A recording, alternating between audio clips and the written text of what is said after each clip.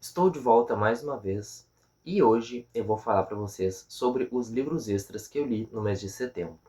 Os livros extras são todos aqueles livros fora os dois da TBR que eu sempre escolho, né? Setembro foi um mês de poucas leituras, porém nem tão poucas assim. Eu costumo ler mais ou menos uns 8 livros por mês, livros extras, né? E nesse mês foram 7. Foi assim uma quantidade boa, mas nem tão boa assim. Queria ter lido mais. Porém, por motivos pessoais, né, de não ter tempo, eu não consegui ler muito, não consegui prestar tanta atenção assim nos livros que eu estava lendo, senão com certeza eu leria muito mais rápido. Porém, um aqui que eu li o mais rápido assim, em tempo recorde, foi Morangos com Chocolate, da autora Jéssica Correia. A Jéssica Correia, ela é uma autora aqui da minha cidade, ou seja, uma autora nacional, né? Ela mora em São Leopoldo e ela é uma escritora aqui mesmo. Isso eu fiquei muito feliz. Eu já falei no vídeo que eu fiz a book haul desse livro aqui, que eu mostrei até o autógrafo. Mas de qualquer jeito, né? Eu vou me mostrar para vocês e mostrar novamente o meu autógrafo.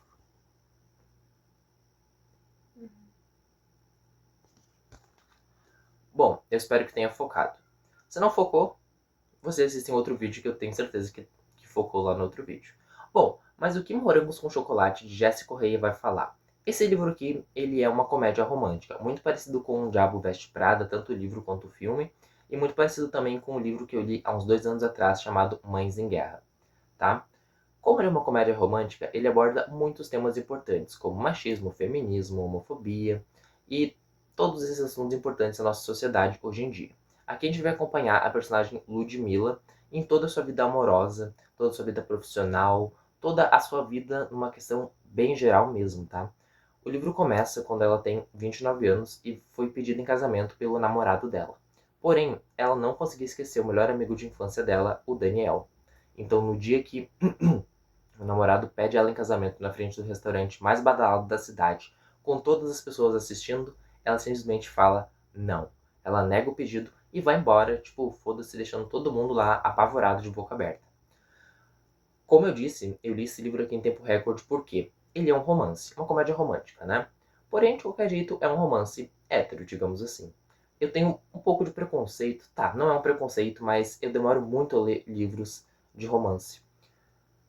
Não só demoro a ler, como eu quase nunca leio, quase nunca pego. Tipo Colin Hoover, Crepúsculo e coisas do tipo. Porque eu não vejo necessidade e não é o meu gosto assim, favorito literário.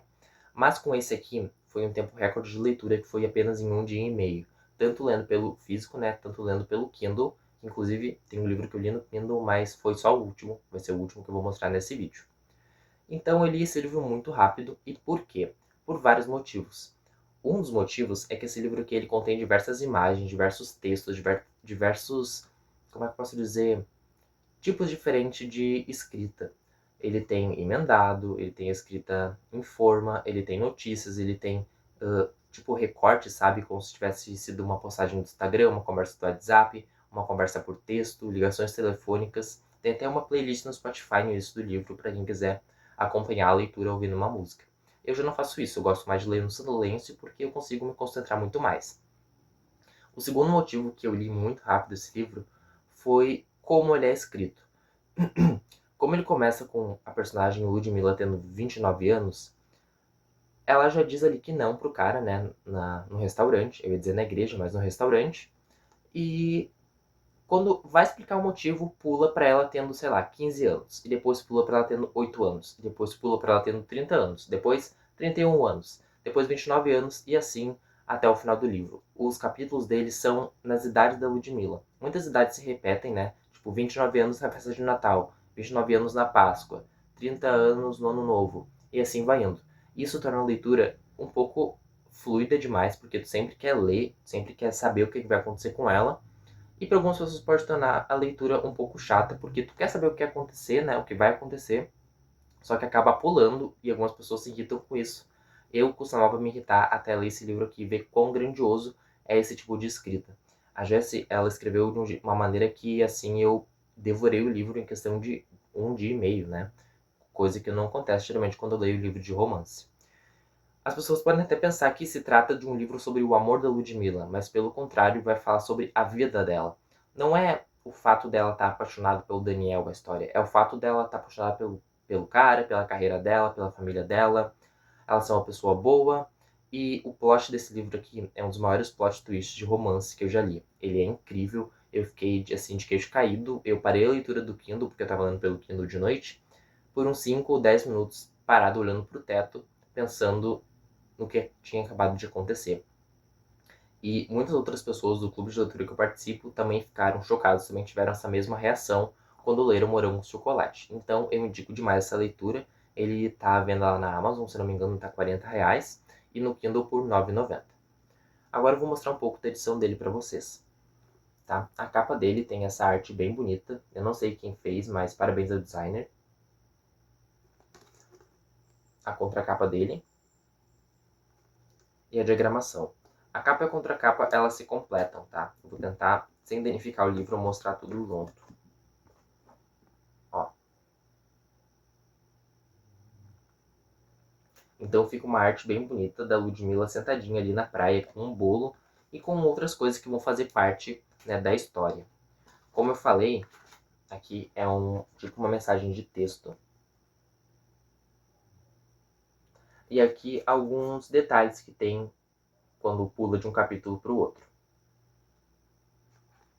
Esse livro aqui ele também é da editora Arcadia. A primeira vez que eu li algum livro da editora Arcadia. E é só isso mesmo que eu tenho para falar sobre esse livro. Por favor, leiam Morangos com Chocolate. O próximo livro que eu vou falar para vocês é Bem-vindos à Livraria de Hyunandong, da editora Intrínseca e escrito pela autora Hwang Bu-reun, que ela é uma autora sul-coreana. Bom, o que é Bem-vindos à Livraria de Hyunandong? Ele é uma leitura, um tipo de livro mais cozy. O que seria cozy? Seria um livro relaxante, que não vai te fazer pensar, diferentemente de livros de fantasia, de mistério, que tu vai ter que ler pensando, né, tipo, no assassinato, nos personagens da fantasia. A leitura cozy vai fazer tu ler sem pensar em nada. Então tu só vai acompanhar ali, né, com os olhos as palavras, vai entender o que está acontecendo sem precisar fazer nenhum esforço mental. Isso foi muito bom para mim, e isso é muito bom para quando tu quer sair de uma ressaca literária, depois que tu lê um livro chato ou um livro muito grande e só quer uma leitura assim mais levinha e menor. Esse livro aqui ele é bem pequenininho mesmo, ele tem umas 200 páginas, 250 páginas, tá? E ele vai falar sobre a personagem Yeonjun, que ela é uma mulher que saiu de um relacionamento, que aconteceu umas tragédias na família dela, e ela gostava muito de ler. Então ela vai reerguer uma livraria meio que abandonada, tipo um espaço, vai transformar numa livraria barra cafeteria. Faz muito jus à minha vida atual, digamos assim. Quem viu os outros vídeos sabe do que eu estou falando. Ela vai reerguer essa livraria barra cafeteria e ela também vai precisar de um ajudante. Então ela contrata um homem chamado Min Jun, que vai ser o barista dela. Meio que eles não se conhecem, se conheceram ali porque ele atendeu o anúncio do jornal e logo eles se tornam melhores amigos. Ela é uma pessoa que fala poucas palavras e ele gosta muito de fazer café e os dois se entendem nisso. Tipo, ela mostra livros para ele ler e ele faz o café dela. Isso é uma coisa assim que eu achei incrível no livro porque uma amizade totalmente improvável de pessoas desconhecidas. Então, o livro, por ser uma leitura cozy, ele vai abordar vários temas importantes da nossa sociedade, como machismo, como homofobia e como o conforto e o prazer que a gente tem lendo livros. Ele tem muitas frases assim marcantes que eu marquei inclusive com post-it. Vocês sabem que eu não marco com lápis nem caneta. Tudo bem as pessoas que fazem isso, mas eu não faço, né? Eu marco com flags, como as pessoas chamam, ou post-its assim. Numa frase que eu acho importante. Eu vou até ler uma delas aqui para vocês. Essa aqui, ó. O contexto é que a Yeonjun estava falando com uma autora. Ela falou assim: sim, sou meio dispersa. Fico entediada até quando estou lendo um livro interessante. Como não gosto de ficar entediada, pego logo outro livro. Já me falaram que eu poderia acabar confundindo as histórias, mas isso nunca aconteceu. Basicamente eu, né? Lendo um livro e pegando vários outros para ler na sequência, esquecendo dos primeiros que eu estava lendo, e assim que acontece. Mas nunca acontece da gente esquecer a história. Então o livro ele vai trazer diversos temas importantes, né? Até para os leitores. Tem uma frase muito boa aqui que fala, tipo, tem lugares do mundo que as pessoas não leem um livro por ano, mas a gente entende, porque as pessoas têm muitas coisas a fazer, às vezes não tem tempo. Mas se você está numa situação difícil, pega e lê um livro sobre isso. Está sendo trabalho? Leia um livro sobre isso. Terminou o relacionamento com o melhor amigo? Pega um livro e leia sobre isso. E isso eu achei muito legal, tá? eu dei um total de 3 estrelas e meia pra ele. Por quê? Eu gostei muito, mas vocês sabem como eu sou. Eu gosto muito de Agatha Christie, eu gosto muito de livros assim com sangue, com decapitação, com coisas assim bem macabras. Eu gosto muito de pensar lendo. E esse aqui foi totalmente o contrário, né? Porque eu não pensei, eu só li, foi uma história gostosinha assim, foi uma história curtinha, rapidinha, mas eu prefiro muito mais os livros que contêm crimes. Essa é a capa do livro. Essa é a contracapa. E a lombada. E a diagramação dele, eu acho que eu já mostrei, né? Quando eu mostrei os post-its, mas tá aqui, de novo. O livro que eu li em sequência, depois de Bem-vindos à Livraria de Ryonondong, foi A Morte da Senhorita McGuinty, de nada mais nada menos que Agatha Christie. Obviamente não poderia faltar um livro dessa mulher nesse canal, né? A Morte da Senhorita McGuinty foi um livro que eu ganhei de presente de uma pessoa muito especial, e eu resolvi ler ele depois de, sei lá, uns 3 ou 4 meses que eu tinha ganhado, né? Passou bastante tempo, mas eu resolvi ler ele e finalmente estamos aqui. Esse livro aqui é um livro que não contém... Mentira, contém sim. Eu ia dizer que não contém nenhum dos detetives famosos, mas é um caso de Hercule Poirot. Talvez eu esteja confundindo com outra história da Agatha que eu li, que eu não terminei ainda, tá? Mas é um caso de Hercule Poirot e ele vai investigar o assassinato dessa mulher, Mr. McGuinty. Que consiste no quê? Bom, ela estava andando na casa de pensão dela quando ela foi acertada com um objeto cortante, tipo assim, na região da nuca, sabe? Ela morreu. E aí um cara foi preso e foi sentenciado a enforcamento, foi sentenciado a forca. E aí, tipo, tá tudo certo. Ele foi sentenciado à forca, foi julgado, tá culpado, vai morrer daqui a uma semana. Até que Poirot, ele tá caminhando nessa cidade, nesse vilarejo pequeno assim, e aí ele descobre que talvez não tenha sido o cara que tenha matado a McGuinty. Então ele vai começar uma investigação gigante com outro policial, né, que participou de uma outra história da Agatha, que eu não li ainda, mas pretendo ler, para tentar desvendar quem foi que matou realmente a McGuinty, tirando ali, né, o cargo não, mas tirando ali a culpa do cara que foi mandado pra forca. Foi um livro bem legal, eu dei um total de 3 estrelas e meia, porque não foi o meu livro favorito da Agatha, mas de qualquer jeito me prendeu e me fez ler até o final para descobrir quem era o culpado, e mais uma vez eu fui completamente enganado, como sempre. Ele é um livro rosa, tem essa tesoura na capa que faz bem jus, né, à morte da McGuinty. É capa dura, da HarperCollins. E a diagramação, vocês sabem que é a mesma coisa, todos os livros dessa editora da Agatha têm a mesma diagramação. Agora totalmente o contrário da leitura cozy da livraria de Ryonondong. Foi Palhaço no Milharal, do autor Adam Cesare. Esse livro aqui ele recebeu um elogio de nada mais nada menos do que o Clive Barker, o autor de Os Livros de Sangue, né, que é uma série muito famosa da Darkseid, e o autor também de Hellraiser, aquele livro que inspirou o filme que tem o Pinhead, aquele filme de terror bem famoso. O Clive Barker deixou aqui, ó, um autor que sabe como se deixar com medo, que no caso ele está se referindo ao Adam Cesare. Esse livro aqui foi publicado pela editora Alta Novel, que é um selo de uma outra editora lá, que é Novel Books, tá? E aqui embaixo está escrito, tem alguma coisa muito errada com esses jovens. Bom, Palhaço no Milharal, ele é um livro slasher. Slashers é aquele subgênero dos filmes de terror dos anos 80, onde tem um assassino mascarado que mata várias pessoas. Ele pode ser imortal, como Michael Myers, ou ele pode ser simplesmente uma pessoa debaixo de uma fantasia, como Ghostface.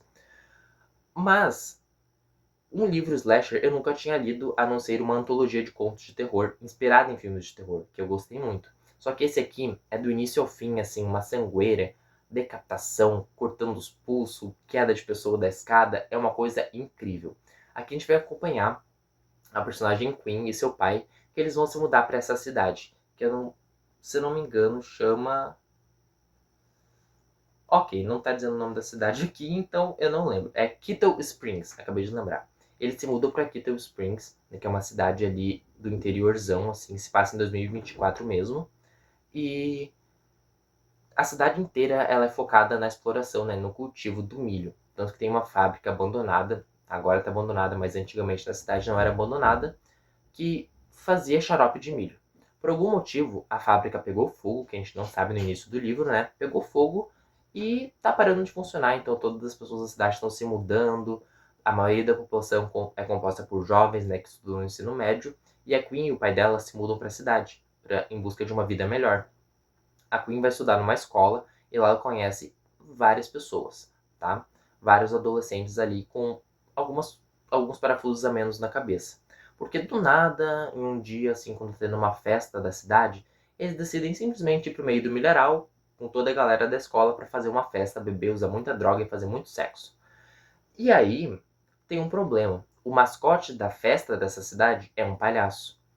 E esse palhaço, ou algum outro palhaço, acaba encontrando os jovens no milharal e começa, assim, uma, uma brutalidade. É corpo para todo lado. O palhaço usa uma crossbow, né? Uma besta. Aquela arminha de flecha. Arminha não, um armão de flecha que mata as pessoas, assim, a cada tiro.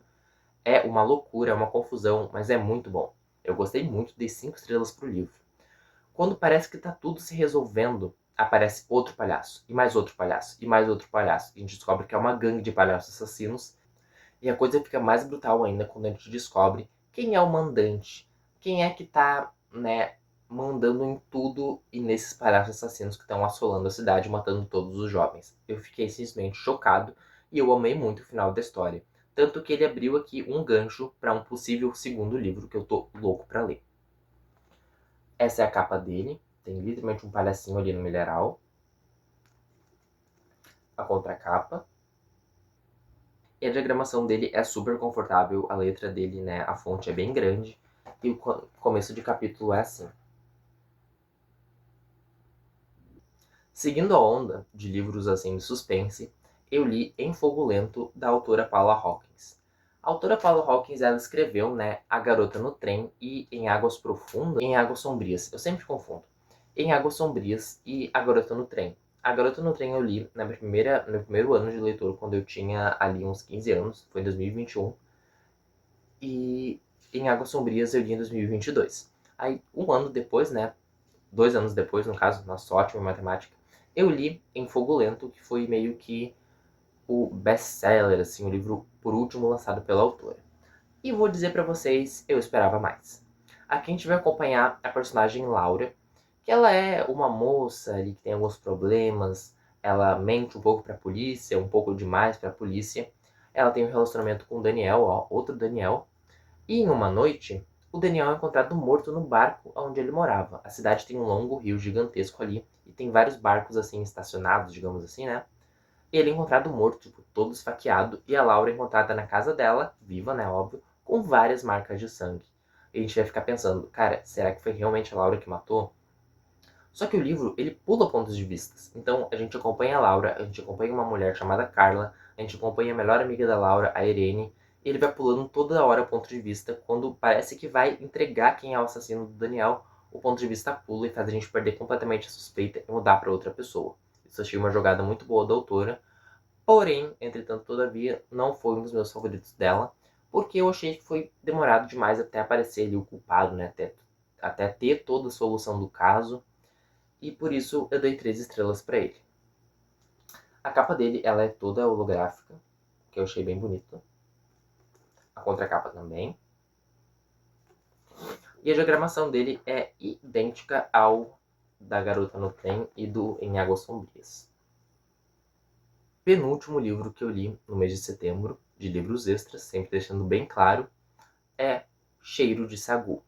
Meu Deus do céu, como eu panfletei esse livro no último vídeo, né, falando da Book Haul de setembro, que eu queria muito ler, que eu não sabia quando eu ia ler. Então, tinha esses dias, eu tava sem fazer nada, eu peguei e li ele assim em meia hora, em uma sentada praticamente. Lá no outro vídeo eu falei que ele ia falar sobre nostalgia, sobre infância, sobre uma mãe superprotetora, e eu tava totalmente enganado. Fala sério, eu paguei um micão naquele vídeo, porque é totalmente o oposto disso tudo. Muito bem, ele fala sobre nostalgia, mas ele fala sobre uma nostalgia diferente e uma realidade que às vezes é bem o que as pessoas vivem, tá? Aqui a gente vai acompanhar uma jovem, que eu não lembro o nome dela, porque ela é muito, o nome dela é muito parecido com o nome da mãe dela, então provavelmente eu vou me confundir e vou falar mãe e filha.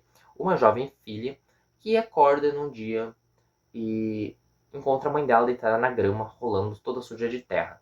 A mãe dela já tem, assim, uma idade de 40 e poucos anos, 50 e poucos anos, não sei.